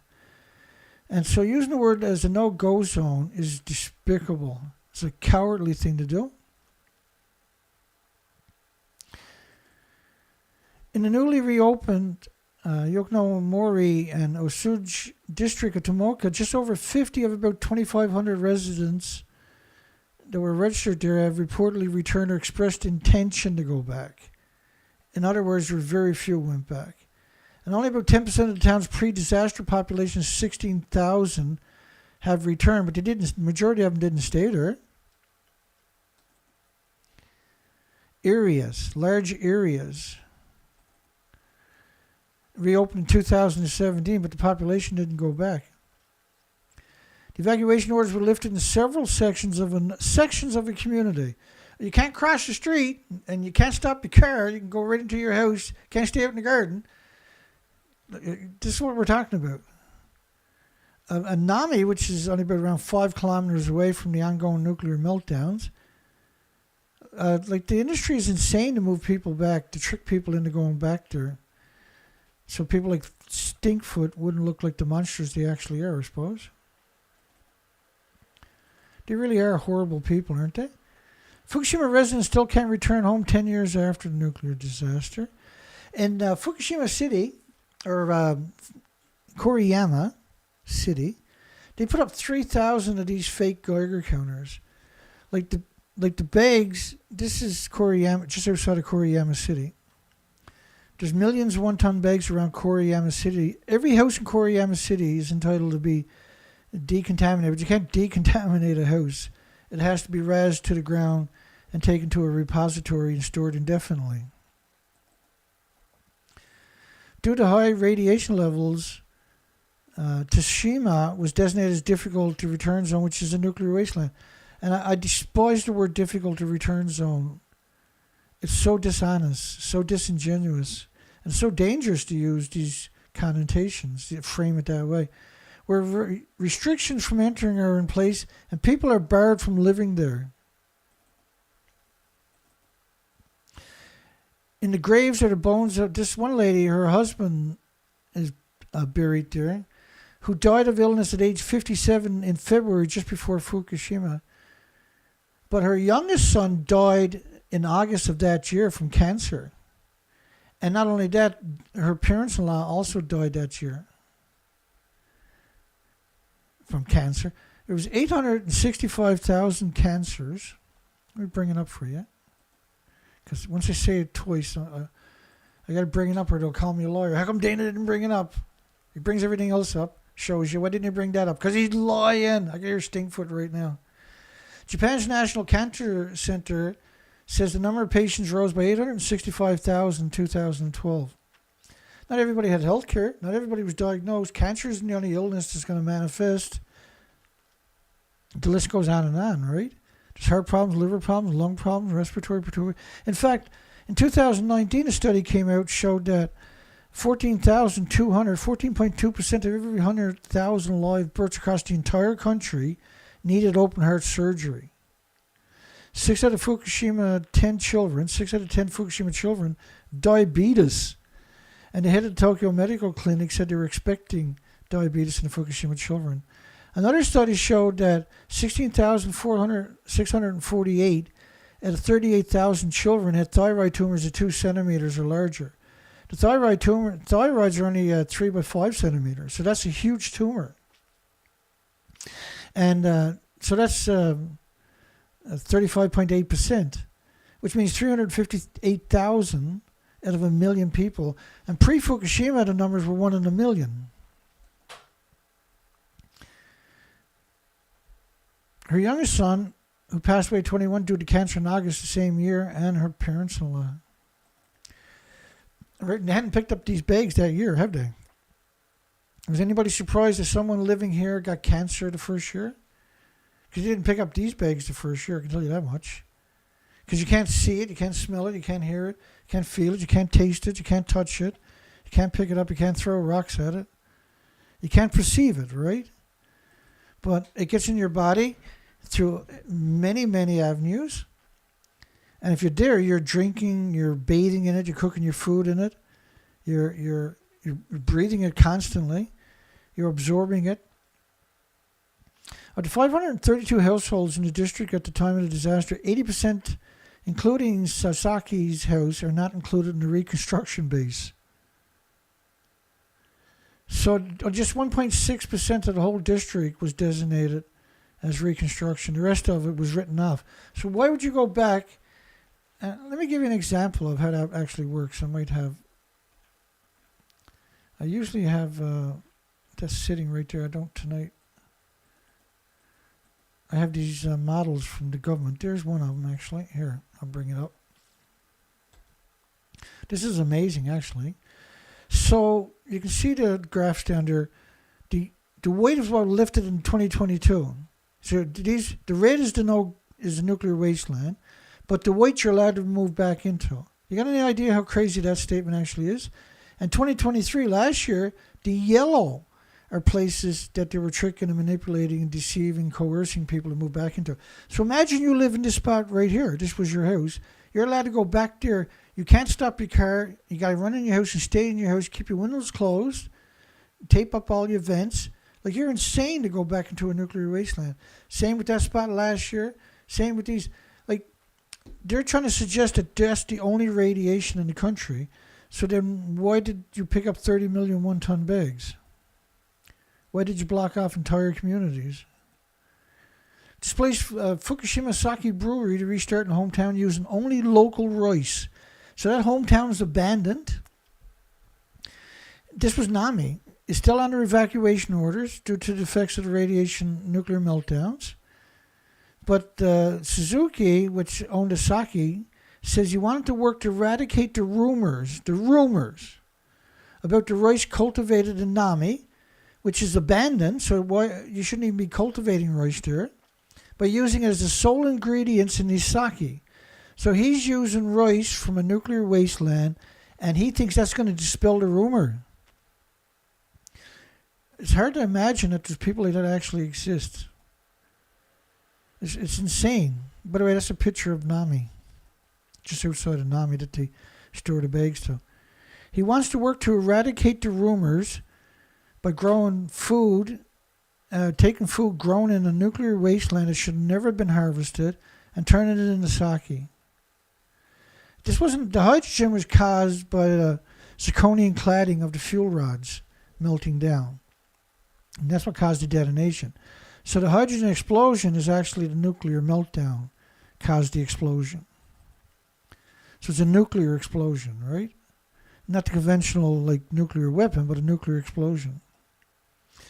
Occurred in the aftermath of the disaster some 5 kilometers south of town, meant that for around a month, search and rescue activities couldn't even proceed. Right, so Nami is in that 5 kilometer zone.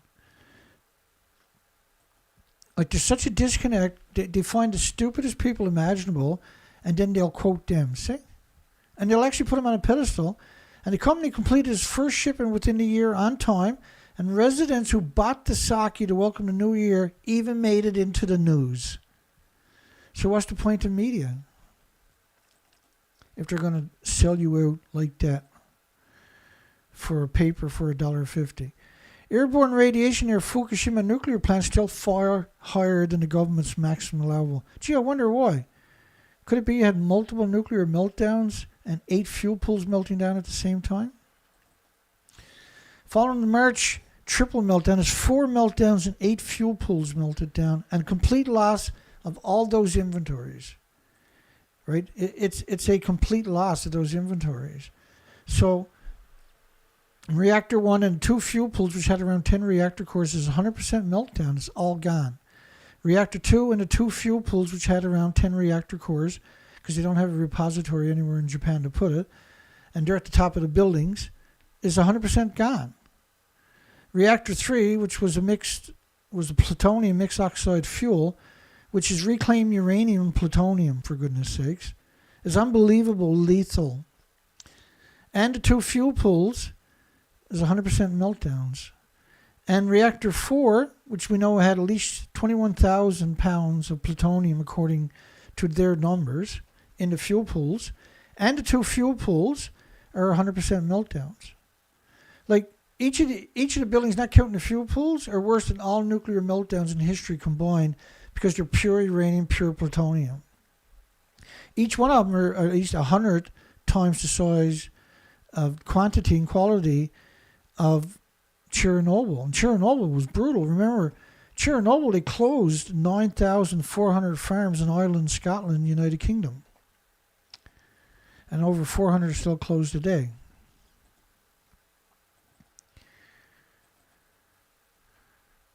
You can't measure, it's wrong to measure it in distance in millisieverts or microsieverts. Because it's physical atoms, it's radioactive fallout. It's physical atoms. So the only reason they do that is to manipulate and deceive people. And that's Stinkfoot is extremely good at stuff like that. He excels at being a scumbag. Only 4% of the kids in the disaster-hit Fukushima Prefecture areas will attend reopen local schools. 4%. Which is horrifying. The national government issued evacuation orders in 11 municipalities in the prefecture, and 9 of the municipalities, excluding the town of Akuma and Futaba, hosting a nuclear plant, the government had partially lifted evacuation orders. Partially. Just because you picked up 30 million one-ton bags, which is only 3% of the land, doesn't mean you made a difference, because the evidence showed this was all just as contaminated the next day. Stating that the radiation levels sufficiently declined and appropriate infrastructure had been built. Well, there are people stupid enough to buy into it. Look how idiotic, moronic this young chap actually is. Or young kids think they're invincible. But breathing the air there is going to come back and catch up to you, and it ain't going to take that long. You got away with it that day, but don't think for a second you're getting away with it. The town of Nami and Tomoka and the village of Lydia and Kasuru are set to reopen classes at public school, which is right in the middle of the nuclear wastelands itself. It's heartbreaking. It's terrifying that you can be so evil. It's horrifying that they can be that disconnected.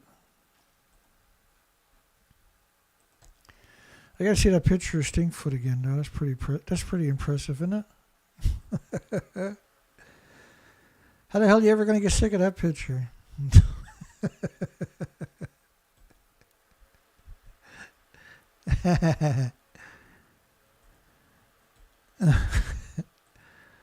I'm gonna do up this picture too, right here.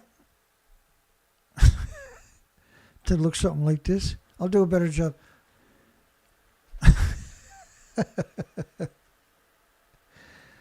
I can barely look at it without laughing, eh? It cracks me up. Stinkfoot, iron eyes. Yeah, well, the reality of it is, everybody that knows even a little bit about nuclear knows that Thunderfoot, a.k.a. Stinkfoot, is a degenerate sack of shit. He's a mass murderer. He's a worthless sack of shit. He really is. He's the lowest form of humans imaginable. To come out and protect the nuclear industry is incomprehensible. It's unbelievable that anybody could be that sadistic and maniacal. There you go. Transitioning to Tenderfoot. James got the best one-liners, man. I think we're just going to just wiggle our way out of here and call it a night. Stinkfoot had to spoil our night. We had to come out and challenge him because of the two videos I played at the beginning of the show. One from last night where Moshida Mashata, also known as Calm Down Charlie, harassed me. And what a cowardly thing to do, right? We're going to get Stinkfoot to beat you up or Tenderfoot to beat you up. Like when I look at that, that's pretty rough, right? So when you dress that pig up, he looks like this. That actually looks okay. Now he looks normal again.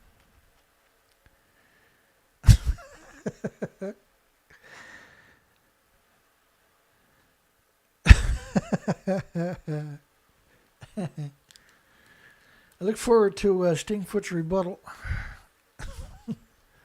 I will definitely challenge any assertions he's going to be putting out. Okay, let's close the poll down, I guess. Let's do something. Get something accomplished. Is Japan desperate to threaten me with Tenderfoot/Stinkfoot attacks to cover up the Fukushima extinction event? And I showed all that evidence in the first hour of why it's an extinction event and why we framed the narrative that way. And I encourage everybody to give me a thumbs up on the video if you make it this far. If you're watching this later and you made it this far, give us a thumbs up. It costs us very little and it might go a long way. We might be able to stop Thunderfoot from destroying millions of people's lives. Because that's all he's good for, right? He's good for destroying everything that's wholesome. His whole ideology is based around being a piece of shit. And he's exceptional. He excels at being a scumbag. It's really the only thing he's good at, is being a scumbag.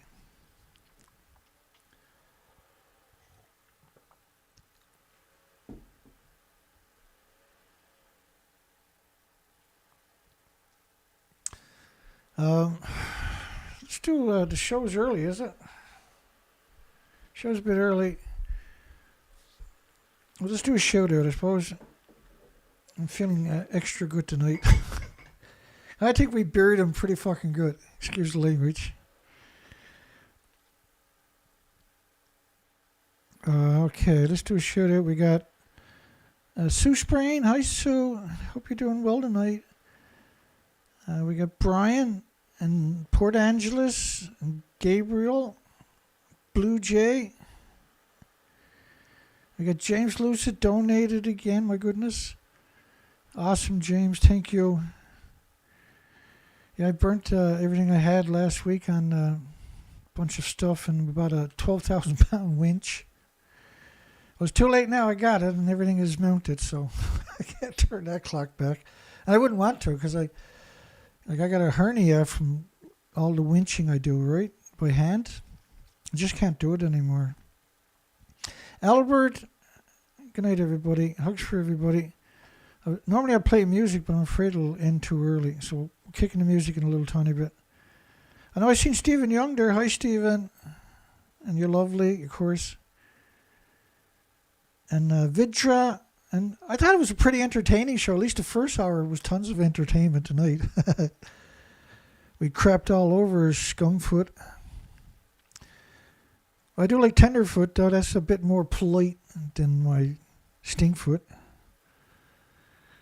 There's no harm being polite, right? Hi, everybody.